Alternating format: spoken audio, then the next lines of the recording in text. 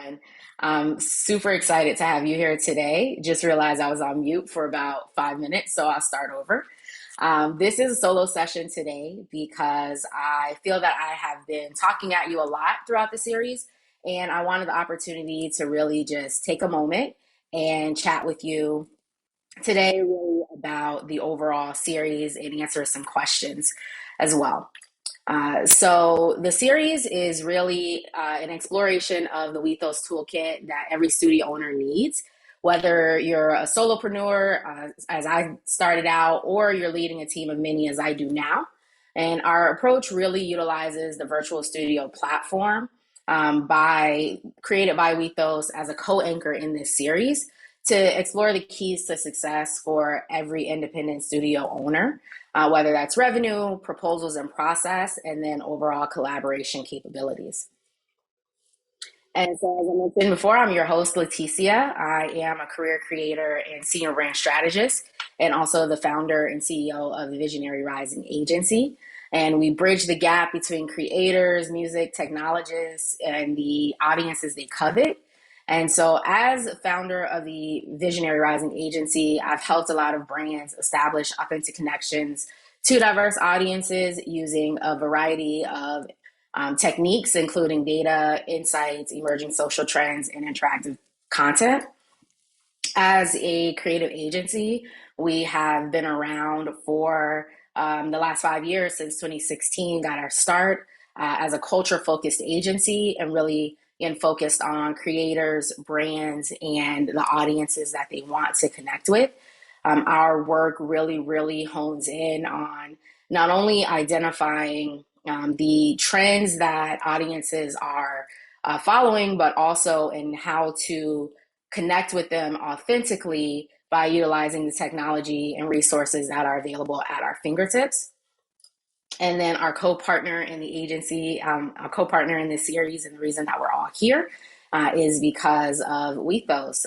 Creative entrepreneurs build and scale their businesses with the virtual studios. What I've really loved about the platform from the beginning is that it's for creative entrepreneurs, built by creative entrepreneurs who run virtual design, dev, content, and strategy studios, and really focusing on being able to price proposals really fast, find new collaborators, and then manage the budget and the timeline throughout the projects.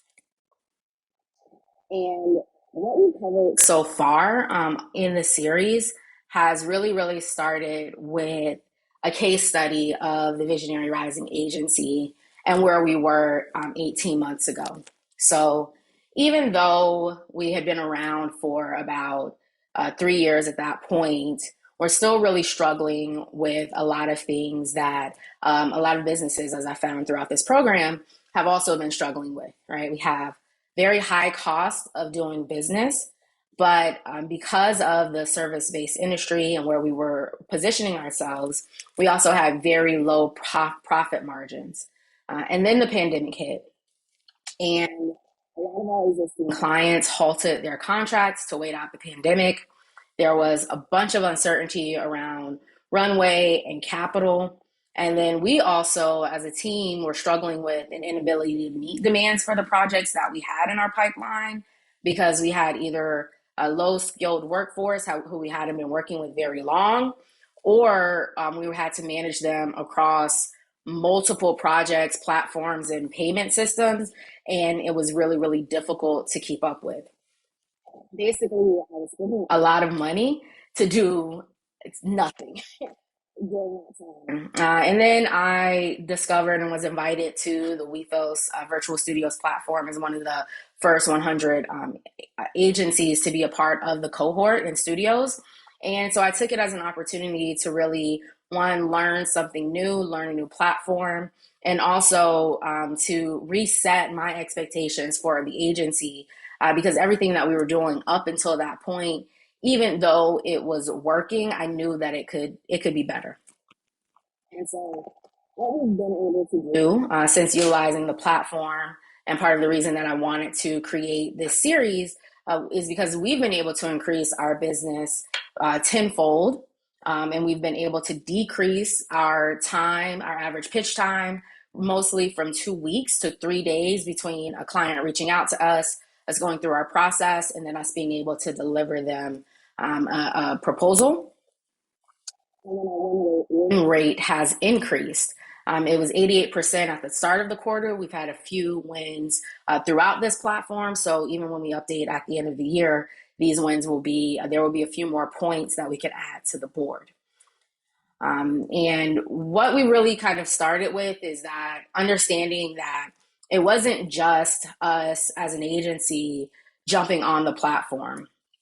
It was the start of us rethinking our entire organizational structure, starting with understanding how to utilize the platform, the Virtual Studios platform, as a tool to help us reach our end goals. And a lot of the tools were kind of already embedded in. And what really, really helped us was looking at the Wethos Services Library, which is a comprehensive list of services with rates sourced by creators and overall studio owners.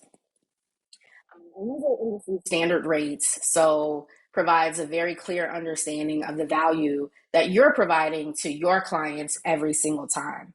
And one of the first things that my team and I did throughout our process was to create, complete an audit to identify where we were falling short as an agency. And what we discovered is that within the first 2.5 years of business, we had undervalued ourselves and our services by at least 50%, almost 50%.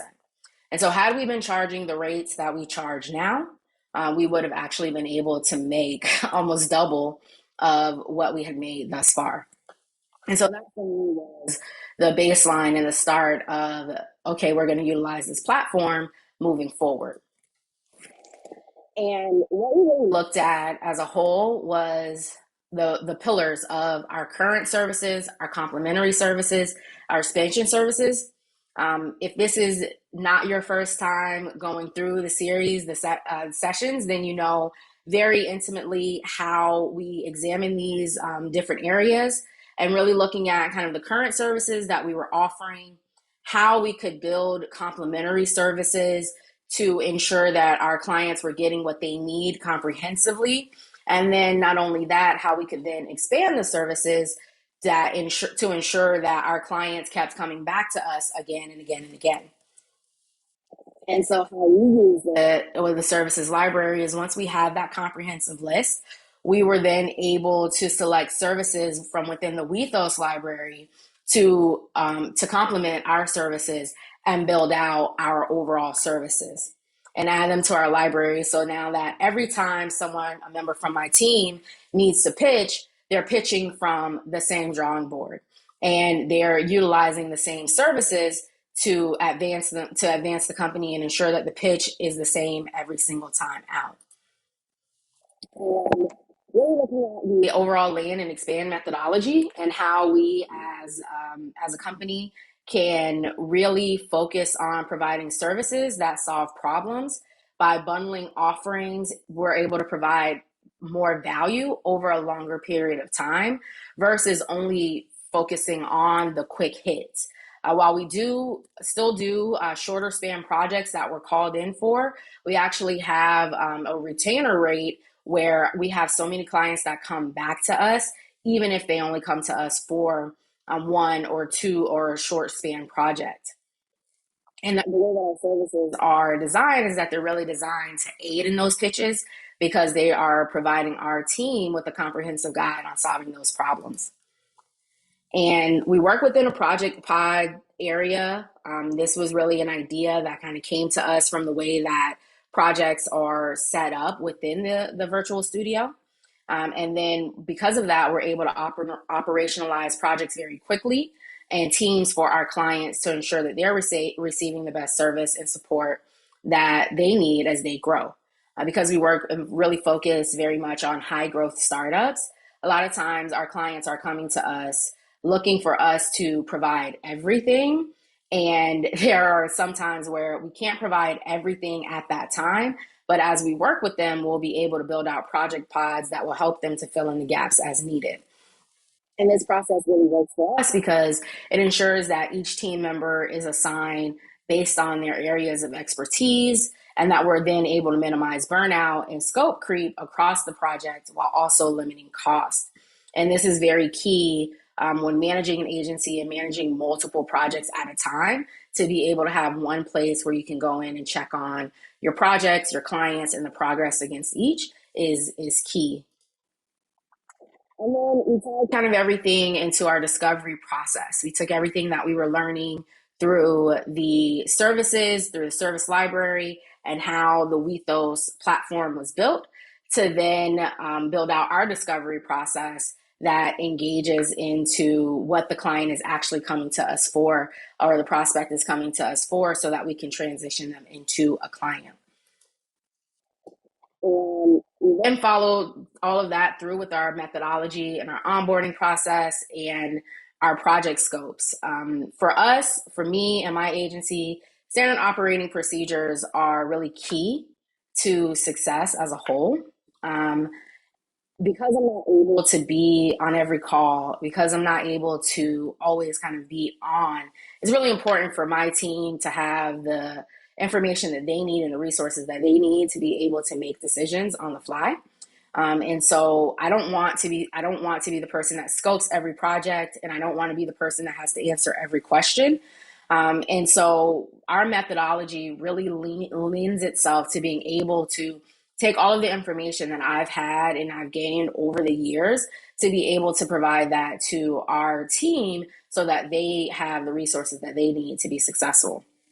And how we look at it is from a perspective of looking at the methodology and the areas where the scoping process, we lead outreach and communication, and then the signing process. What are all of the steps that are going into how we think about bringing a client on board, and everything that's needed in order to get them to that next step in the process, which is them signing a contract and coming in and working with our agency. And then overall looking at the project scopes and setups and how those lead into the next phase of the process.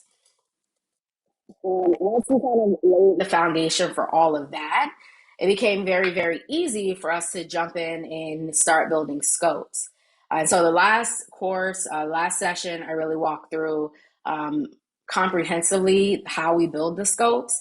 Today, I really want to focus on questions that are related to how we run the agency and how best you can utilize the virtual studios to scale your agency.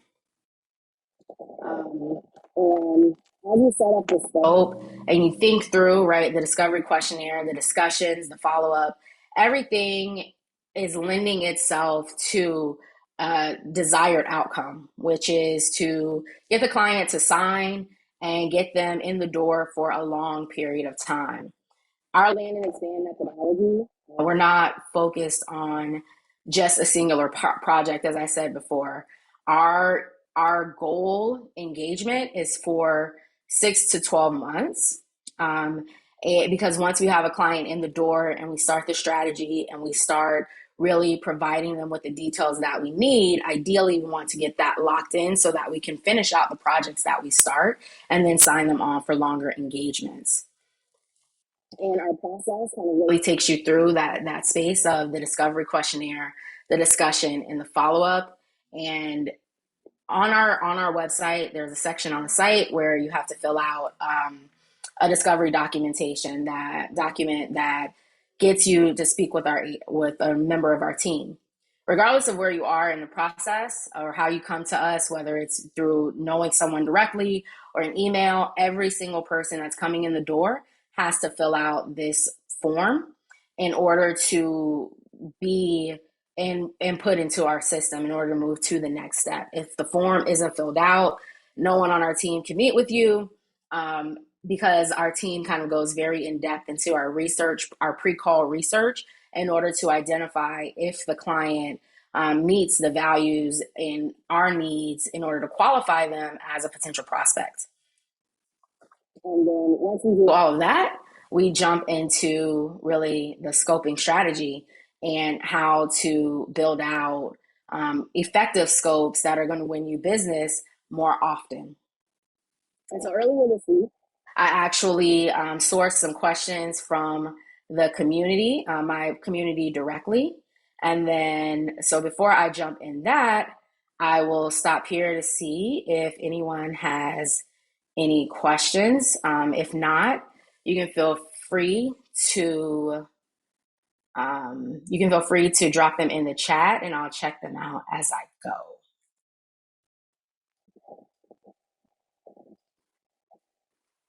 So the first question that I scoped that I sourced from the audience this week was, you've covered a lot of really great content during the course. So just curious to have a better understanding of where you start the process. I think that this question is always a really good question, because however people start, I think is how you're going to finish. In my career prior to starting the agency, I actually did a lot of work around operational effectiveness for businesses and organizations. And one of the things that I found throughout this process was that a lot of people took things for granted. A lot of admins and account managers, they took things for granted when they did repetitive tasks. And so sometimes things were left out of the process. Oftentimes things were either kind of falling through the cracks. And so I've taken those learnings and poured them into the agency's process. And so where we always start, regardless of how the person falls into our funnel or comes into our funnel, is the key places are going to be research and then the prospect Q&A. And the research piece is going to be the pieces that uncover how we operate the business and how we go about building out our strategy. Before the initial prospect Q&A, the discovery session, our team kind of does a key account planning template where they'll go through and high level look at anything that we can find about the client. We're looking for their social media profiles. We're looking at their website. We're looking at, their LinkedIn profiles if it's available. And what we're doing through this process is really trying to glean what the client needs before we get on the phone, before we get on the call with them. And our questions will be really geared toward uncovering not only what they need, but then also leading them toward that understanding of, hey, we've already done some preliminary research on your brand. And based on our external lens, this is how you're being presented to the world.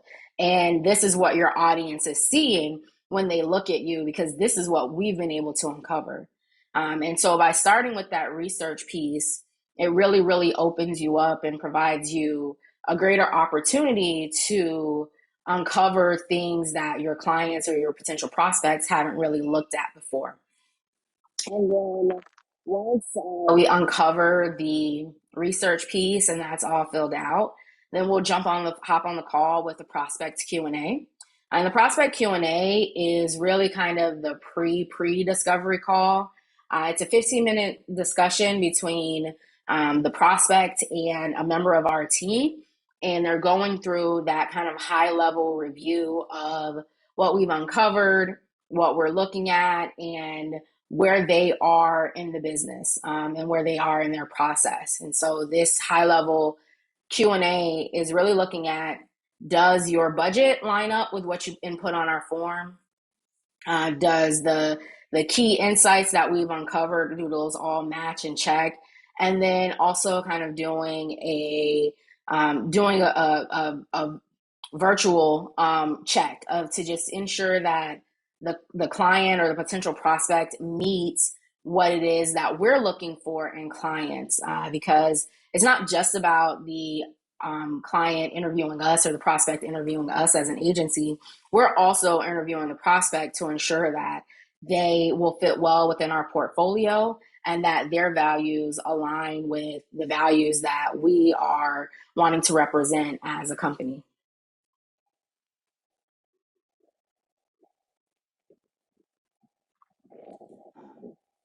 And then the next question that I had is, any advice for switching from service-based to value-based pricing.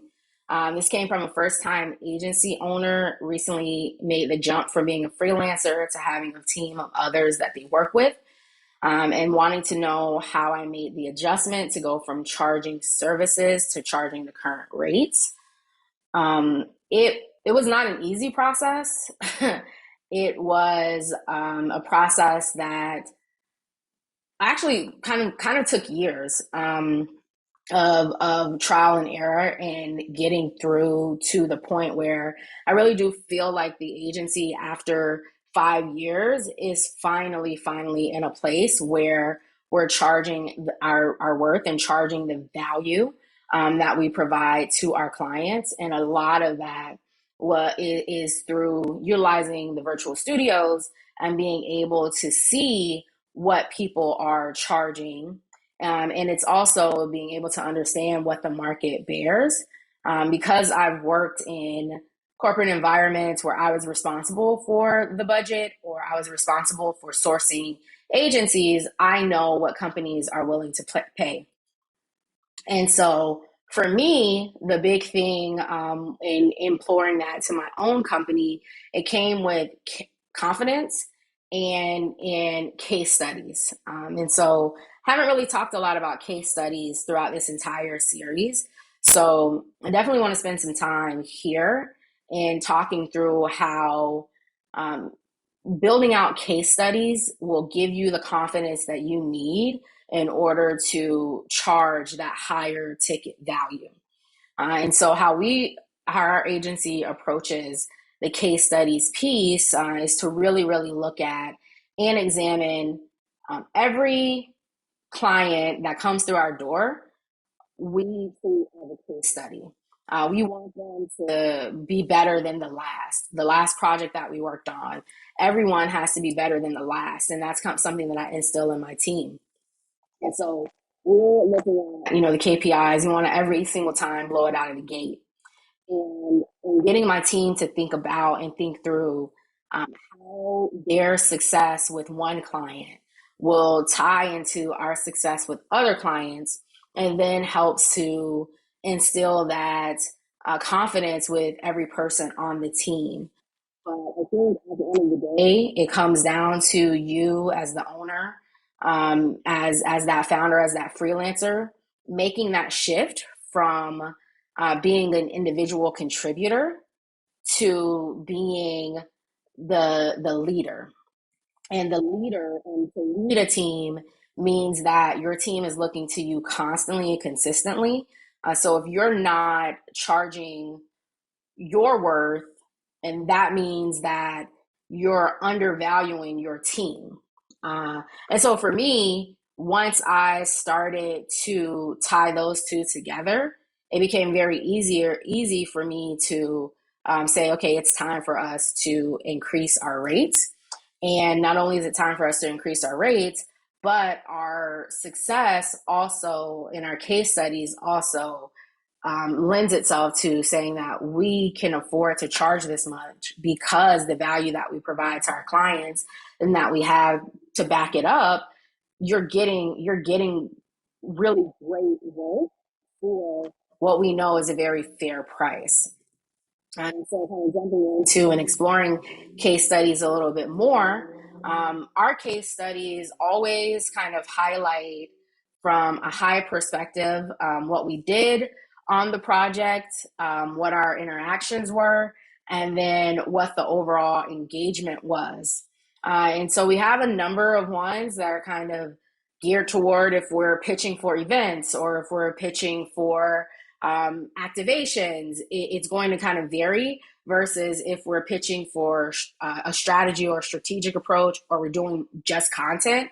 I would say have 2 to 3 case studies or portfolio pieces that you can pull out at a moment's notice, so that before you go into the call, you can remind yourself that you've already done this work and you've already owned your right to charge what you're worth. And so go ahead and do that.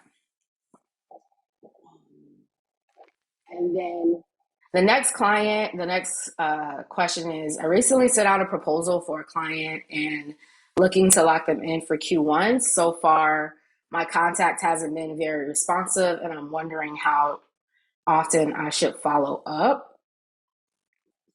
So I think this one is a little harder depending on where you are and what your approach is. For me, I know, and a lot of times in the service-based business, in the service-based industries, we have this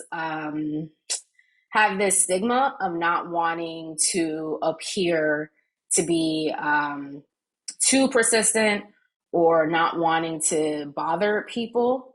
But I think especially as an introvert, it's something that I've had to kind of get over in order to create something that makes sense for myself and works for me and my team, in terms of how we approach. And so I really go with the rule of threes is that if it's a client that you really want to work with and it's someone that you're really excited about, then the answer to that question is you follow up as often as it takes to get the response or the desire that you want. And that's either going to be a yes, we're ready, or no, we can't right now.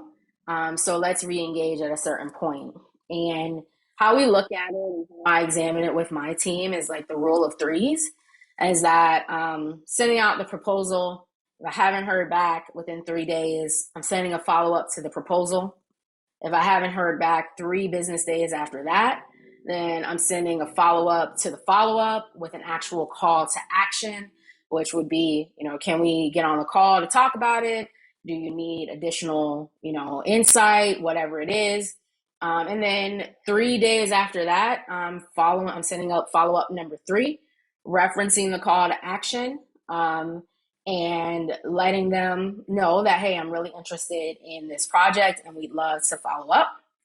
And then if we still haven't heard a response 3 weeks after that, then we're closing out the contact and setting them for re-engage later down the line.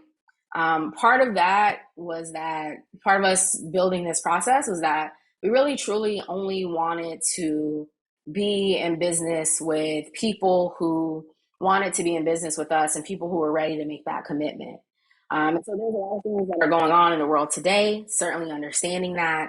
And so we want to give our prospects enough time to digest and process the information that we've presented to them. But we also want to walk that line, and I especially want to walk that line between understanding that it's a project that I really, really want, but it's not something that I'm going to continue to chase right now. And giving yourself permission to kind of close that off and re-engage at a later date. Re-engage with people 3-6 months after the fact, and been able to sign contracts with them, or maybe they were at another company and they couldn't close on that other one, but they had another opportunity at the new company that they were working at. So I always believe in following up as often as it takes, but setting a period of time where you've kind of pushed it as long as you can, and then you'll re-engage with them at a later date. And then I think, and so the next one is really looking at pitching advice. I'm a freelancer who was recently invited to pitch services for a brand that I've always wanted to work with, but I'm struggling with how to best position my brand since this is my first big opportunity. Is there any advice? This was hard when it came through to our team, because I think that having that moment of anxiety about pitching your services, especially when it's your first big pitch, can be really nerve-wracking. And it can be really, really hard to kind of move yourself out of that space of fear and into the space of power. And so my approach, I think, my advice when looking at the big pitch opportunities is some advice that a mentor of mine provided to me, is that, keep a receipt box available to you. And a receipt box is going to be all of the amazing things that you've done throughout your career, whether as a content creator or a creator or in your professional career whatsoever. And just keep a receipt box. And every time that you're doubting yourself, go and look at that receipt box. Remind yourself of what you've already done, what you've already accomplished, and do that before the pitch. And think through, what are the reasons? Why are you so excited about working with this brand? Why have you always wanted to work with them? So realign yourself with why you've always wanted to work with them, and then tie your response to those reasons.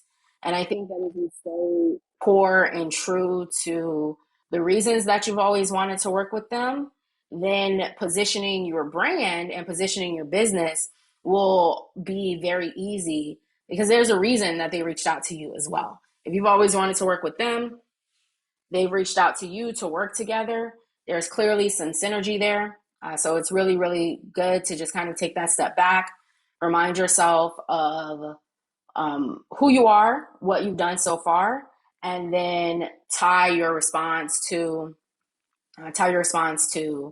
your overall approach, to the brand. And I think it goes without saying, right? Believe in your talents overall, in who you are as an artist, as a creator, and then utilize the virtual studio to pitch them and to send over your pitch, because you should have your services already outlined within the virtual studio, and that would make it very easy for you to then align your reasonings for pitching them to the services that you provide to them. And so I will go ahead and jump into the Wethos platform to do a quick walkthrough for you all, unless you have some questions. And while you're doing that, I'll jump in the overall.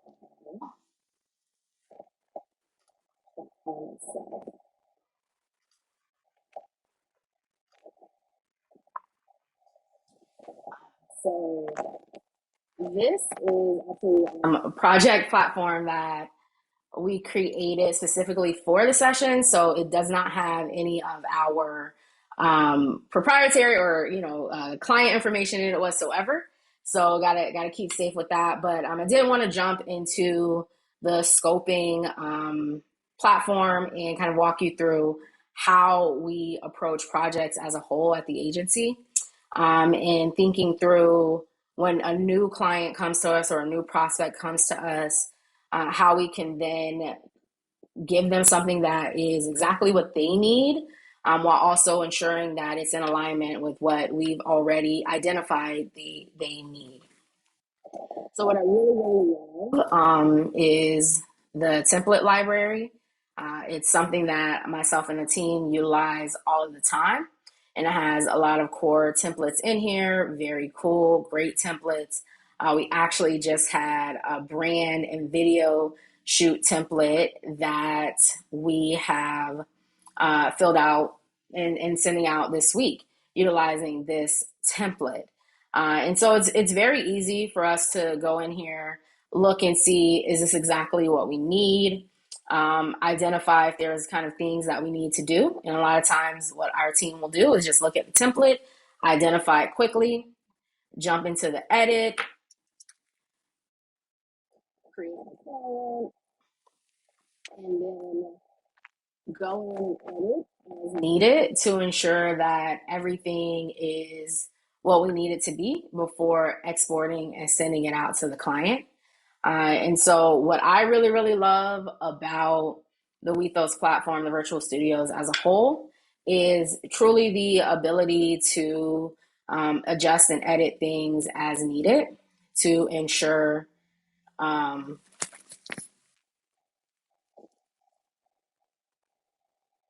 about that, guys. Can you hear me now?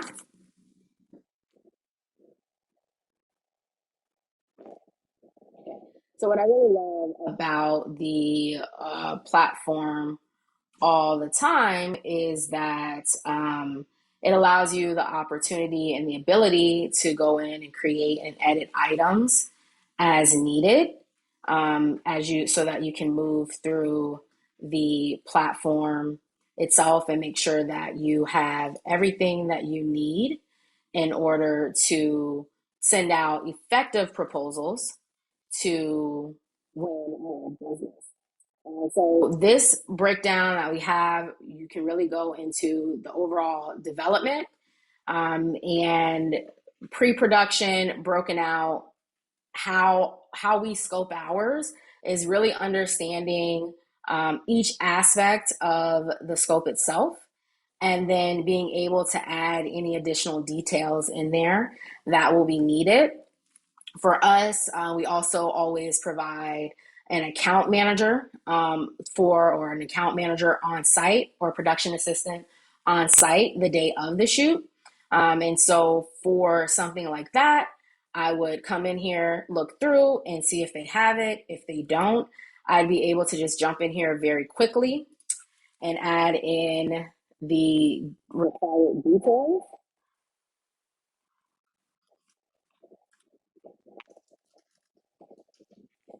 And then set the price, whatever that is, and whatever it needs to be.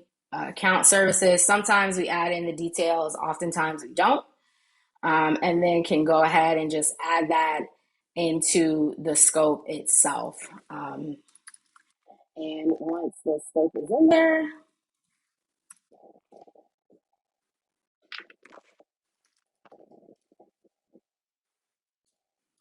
we can add that to the scope, and now it's in there and our amount has increased from there.